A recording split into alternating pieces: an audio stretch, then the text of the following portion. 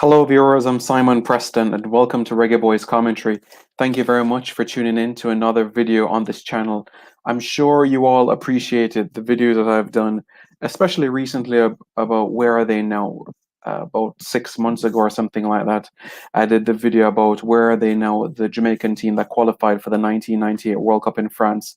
I also did a video on where are they now, the under-17 team that qualified for the 2011 edition of the Under-17 FIFA World Cup in Mexico, and also the Under-20 team that qualified for the Under-20 World Cup in Argentina in 2001. In this video, what we're going to do, we're going to look at the team that qualified for the Under-17 FIFA World Cup in 1999 in New Zealand. Yes, this is the first time a Jamaican youth team was qualifying for a youth World Cup, the first ever time in history. And it was the second time ever that we're qualifying for a tournament, first a youth World Cup, you could say. So it was quite a run, you could say. So basically, you see the different results and everything like that. Our campaign, as we hosted the final round in Montego Bay in February '99, it was an intriguing sort of passage. We defeated Honduras 1-0. We defeated Costa Rica 2-0, and we played out a 0-0 draw with the United States, which helped us to book qualification for the World Cup. Quite historic. So Jamaica and the United States from Group A, and from Group B it was Mexico. Well, Jamaica and Mexico topped their group. United States played off against El Salvador for that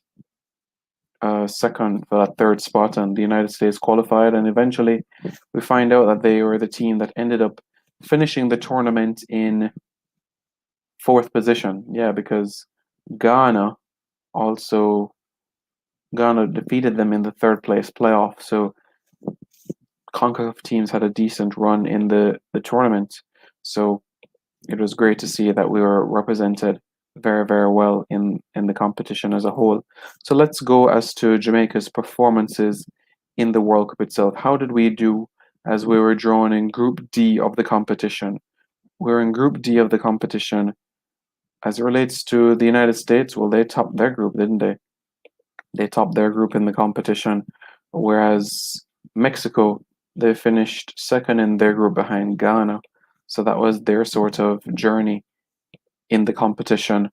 But where Jamaica was concerned, it wasn't something to write home about. We lost 1-0 to Burkina Faso, lost 5-0 to Paraguay, and ended the group stages of the competition with a 4-0 loss to Qatar. So Jamaica, 3 games, 3 losses, 0 goals scored, and 10 goals conceded, which is why our first ever goal at an Under-17 FIFA World Cup came from the talented left back, and that was Zalano Barnes. So that was the individual that got us our first ever goal at the Under-17 FIFA World Cup. So he was the first, and Andre Ele Lewis was the second for us. So it's great that we were able to get that piece of history 10, 12 years later. So all of our games were in Dunedin, but this was Jamaica's sort of passage at the tournament itself.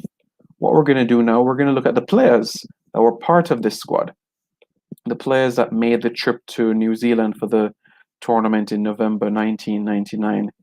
Though we're going to look at those players, and just before we actually look at the squad itself, let me just say that 7 players of the 18 that went to the Under-17 FIFA World Cup in New Zealand actually played for Jamaica at the Under-20 FIFA World Cup, which was hosted in Argentina. 7 players that were in New Zealand also went on to Argentina. And we're talking specifically the Allen Whitakers, the Sheldon Batiste, the Alex Thomas, the Shane Stevens, Sean Fraser, the Keith Kelly, Craig Gordon. So those were the individuals that played both tournaments. But as far as the Under-17 FIFA World Cup is concerned, and these specific individuals, let's have a look back, shall we? Keith Wilson was our second string goalkeeper, you could say, and we remember him from his time at Wadada. And let me just say, these individuals here are players that were born in 1982 or 1983. So right now, these are individuals that are either 36, 37, or 38 years old. Some of them will be 39 this year. Some of them, or some of them are already 39 already. So in that age bracket, and these guys are not playing right now. Well, not playing professionally, I could say, right now as we speak. So I spoke about Keith Wilson Wadada. Sheldon Baptiste, as we know, played a handful of appearances for Jamaica. As it relates to the senior team, he played 3 appearances for Jamaica at the senior level, 3 appearances for Jamaica. Alex Thomas, who we spoke about in the under 20 video, he was also a person in this video now coaching at Arnott Gardens and Wilma's Boys School. Kevrell Stewart, we remember him for Real Mona. Quite a number of players in that Real Mona team made this trip to the New Zealand. I think 9 Casafa players in total. Shane Stevens, who we know passed away last year, played 1 game for Jamaica. That was in 2000 in the Cayman Islands. Lauren Salesman of Violet Kickers, formerly of Cornwall College. Sean Fraser, as we know, went on to make a handful of appearances for Jamaica at the senior level, won the Caribbean Cup for Jamaica 2008. Keith Kelly played a number of games for Jamaica as well, PSG, and also had some time in Belgium. Ronaldo Stewart, Real Mona. Anthony Bennett, Real Mona. Shia Bryan, we remember from Corville Gardens. Craig Gordon, we remember him from Reno.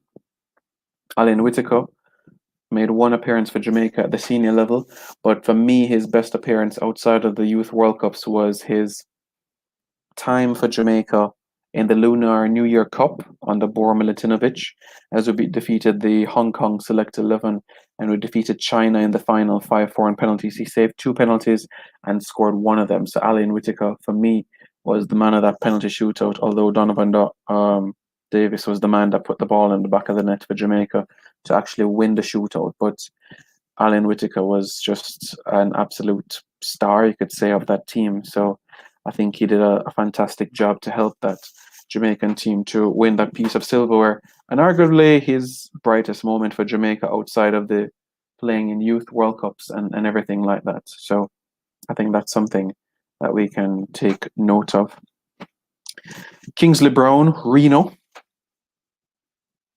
Dwayne Richards, Corville Gardens. Kevin King, Santos. Dane Chambers, Juventus. And Deshaun Woolry of Violet Kickers. So many of you might be asking, what is the point to all of this? Well, in the grand scheme of things, only a handful of these players actually transitioned into the Jamaican senior team and actually gave us something to be hopeful about. We had high expectations of Keith Kelly, high expectations of Sean Fraser as well. But other than that, not many of these players made the transition that we were hoping for. Alan Whitaker only had 1 cap for Jamaica, didn't progress to the extent that I was hoping, and the entire nation was hoping for as well. Alex Thomas, outstanding youth player, but didn't make that transition to the senior team. And outside of those 2 individuals, Shane Stevens, yes, he made a cap for Jamaica. Sheldon Baptiste made a handful of appearances for Jamaica as well. So you could say outside of that 5, that was it really. We saw injection of Kari Stevenson and Omar Daly and Shavar Thomas to the under 20 team, but Fabian Dawkins as well. But other than that, we have not had a good track record of transferring and making transitions from the youth team regarding the under 17, under 20, etc., into the senior team.